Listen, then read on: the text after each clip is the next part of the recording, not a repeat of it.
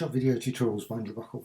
In this tutorial I'm just going to show you custom shapes and run through a number of features of custom shapes. Now here's a custom shape here, just a standard custom shape that I've added to Photoshop. Photoshop comes with a whole selection of custom shapes, so basically you just quickly go, just going to remove that, go over to the custom shape tool. That's the key thing of all of the things with custom shapes.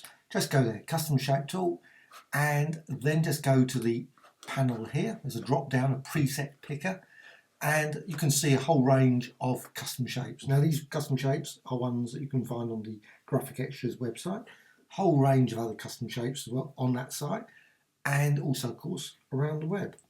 Now they're all stored in a CSH file format, and right, first thing to do, just going to quickly go to reset shape, so just put it back to the default set. So click OK, and there's the default set, but you can see when you go over here on this right side, a whole range of different designs that are actually included, animals, arrows, etc. But of course you can extend it, and these are the custom shapes on the Graphic Extras website as well as others. Now once you've actually selected a shape set, and I'm just going to select one of these ones that I've actually got on my site, and just going to go to the Finder and just quickly show you one of the shape sets. This is an arc set. Custom shapes, I'd say CSH file, and also there's a whole range of other bits and pieces with it, but there's a whole range of other ones, like I say, CSH files available on the site. To load them, now, first thing to do, just go there and right side and just go to either load shapes or replace shapes. That's the key one. Actually, I prefer replace shapes. I don't particularly want to keep vast numbers. I mean, you can, of course, you just keep adding more and more and more. But I'm just going to go to replace shapes, and you'll see, just select there, CSH, and click open. And that's it. Simple as that. You've just got the files, designs, all included in now in this panel. Well, what can you do with them? Just like I say, go to the custom shape tool, and you can set them as a shape, a path, or pixels. They've all got individual uses, so I'm just going to I mainly personally stay with shape, but pixels is fine as well. Depends what you want to do with it. Pixels, maybe if you're going to use it in a painting or design, and you're just going to apply brush strokes to it, etc. It probably works best for that. Shape means that you can actually modify it later. You can delete it because it's a layer, so you can just store it. So I'm just going to apply it now. Just one of these designs. Just select one, and I'm going to select that. And that's a shape, so it's a vector design. You can make it any size. So not just, you can just go there, got the show transform controls, and what you can do, you can resize. So you can just resize it, you can rotate it, so it doesn't have to stay as is. So you can just basically, what you see in the display is only the start point. So you can really just, you can create a custom shape this way. Just create a little design. And of course you can add other custom shapes to it as well. So you can just going to extend that a bit. So it's just make the size there a bit bigger. Now, let's see, you can size it any way you want. Also, what you can do, hold down the Alt Option key, and you can duplicate the design, so you can just add additional ones there, and straight away you can see you've got another wonderful little shape design. You can select all of those and just go to a layer and combine shapes and unite shapes, and there you've got a nice new design. Now what you can also do, if you want to go over here, you can go to the direct selection tool, select all of those, and you can actually merge them. You can just merge shape components. So it all just becomes one shape, and also you can do edit and define custom shape. So you can actually store that as a new custom shape. So that's the great thing about using it as a shape layer. So as a shape layer, you can also now, of course, go to a layer, and you can apply styles. So a layer style, drop shadow. You can add a drop shadow to that, or maybe bevel, and much more.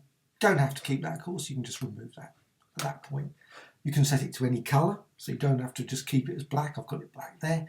To actually change the colour, just quickly go to over here to the custom shape tool and just say change the fill, and you can change the colour very quickly like that. Just go through the whole range of colours. Also you can use gradients as well, so you've just got any gradient, you can go through there and you can apply the shape. and as well as patterns. These patterns are on the Graphic Extras website, different designs there, border designs, and you can just apply those. Now, just going to select another shape. So just go there and just that design. So you can use it to any size. What you can also do, you can also turn it into a smart object. Go smart object, convert to smart object, and you can go to filters and maybe add like blurs. And not only that, if you go over here to the layer panel, you can actually see the smart filter. So you can just turn around and say, I don't want that anymore. What I can do, get rid of it very quick, or you can just click there. You can change the blending mode. You can also go double click on that and you can change the actual blur itself, the strength of the blur. Now, I've been showing it basically for shapes, but you can, like I say, apply it as a, just go here and select the pixels option. So you don't have to use it as a shape layer. If you don't want to use a shape layer, just apply it once there or multiple times. You can change the colour. So you can say blue there, just go there and just apply design, very quick and easy. And then of course once you've got that, you can actually apply blur there. You can of course apply them on a layer, so don't have to all apply it on the same layer. So just go to layer, new layer, great, click OK there, and then change the colour and again apply shapes. And that's a great way, of course, once you've got a layer, you can actually then add layer and layer style, bevel emboss, and just apply it like that. Click OK. Also, what you can do, 3D, you can say new 3D extrusion from selected layer. So you can just rotate that around and see straight away you've got some lovely sort of three-dimensional designs which you can of course modify extrusion depth. You can leave it like that or layer and flatten image. Click OK. You can of course render it, make it much better than that, or maybe export it as a 3D object.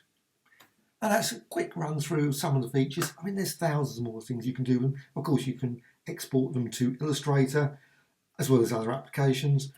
Obviously, put them into After Effects and use them in videos.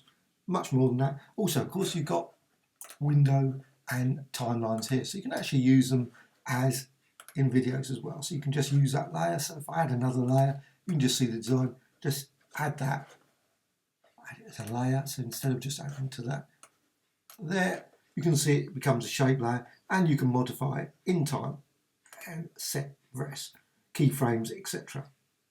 Hope you found this of interest.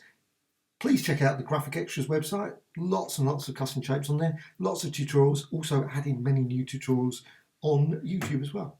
Thank you much. Bye.